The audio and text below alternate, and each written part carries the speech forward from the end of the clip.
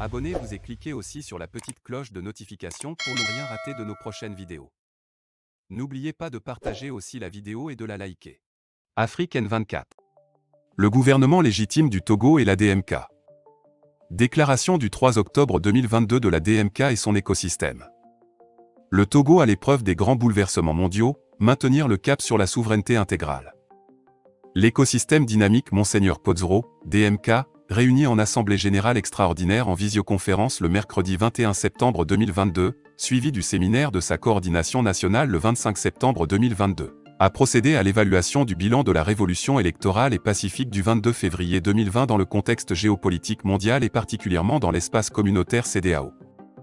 Rappelant que l'élection présidentielle du 22 février 2020 constitue l'ultime phase de la feuille de route du 31 juillet 2018 de la 53e session ordinaire de la Conférence des chefs d'État et de gouvernement de la CEDEAO pour une sortie de crise pacifique au Togo. Rappelant que le scrutin fut un véritable référendum populaire pour la souveraineté intégrale du Togo avec un taux de participation de 76,36% et qui a consacré la victoire du peuple togolais porté sur son Excellence Dr Gabriel Agbeyome Messang Kodjo.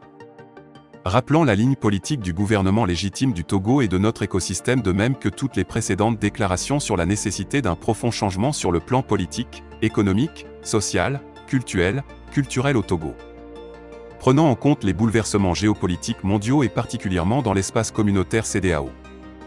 1. Salue la résilience de la population togolaise et de la diaspora malgré l'impact négatif de la déshumanisante politique mise en œuvre par les forces prédatrices.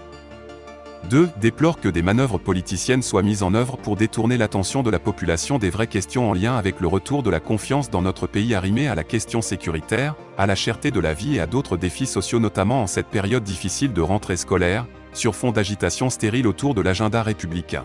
Élections régionales puis législatives à venir prévues seulement pour fin 2023. 3. Renouvelle son attachement indéfectible au mandat irrévocable à lui confié par le souverain peuple togolais dans les urnes le 22 février 2020. 4. Reste résolument engagé à user de toutes les voies pacifiques, légales pour que le choix du peuple soit respecté et que le changement inéluctable auquel il aspire, soit une réalité pour le grand bonheur des femmes et des hommes qui se sont battus et maintiennent le point levé, de même que pour la mémoire de celles et ceux qui ont payé de leur vie pour que le Togo retrouve ses lettres de noblesse. 5. Reste ouvert à évaluer fin mars 2023 l'évolution du contexte sociopolitique à l'aune de la cohérence du message envoyé par le souverain peuple togolais le 22 février 2020 et son adéquation avec le contexte géopolitique sous-régional, le climat sociopolitique interne, et aviser en toute connaissance de cause par rapport à l'agenda républicain qui demeure toujours contextuel. 6. Exhorte le souverain peuple togolais à rester serein, à s'inspirer de la bravoure des peuples maliens et burkinabés pour défendre sa dignité face au déferlement d'actes ignominieux dissimulés sous des crimes de droit commun.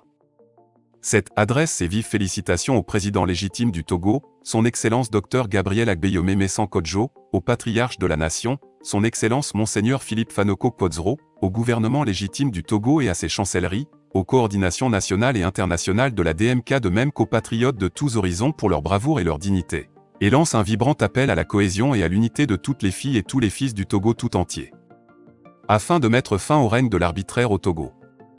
8. Invite les patriotes de tous horizons soucieux de la souveraineté intégrale du Togo et de sa deuxième et véritable indépendance à rallier massivement plus que jamais la dynamique du Front de refus et de souveraineté, FRESS, lancé le 8 août 2022 par le président légitime du Togo, son Excellence Dr Gabriel Agbeyome Messang Kodjo, pour parachever ensemble l'œuvre de libération nationale et de véritable indépendance de la terre de nos aïeux.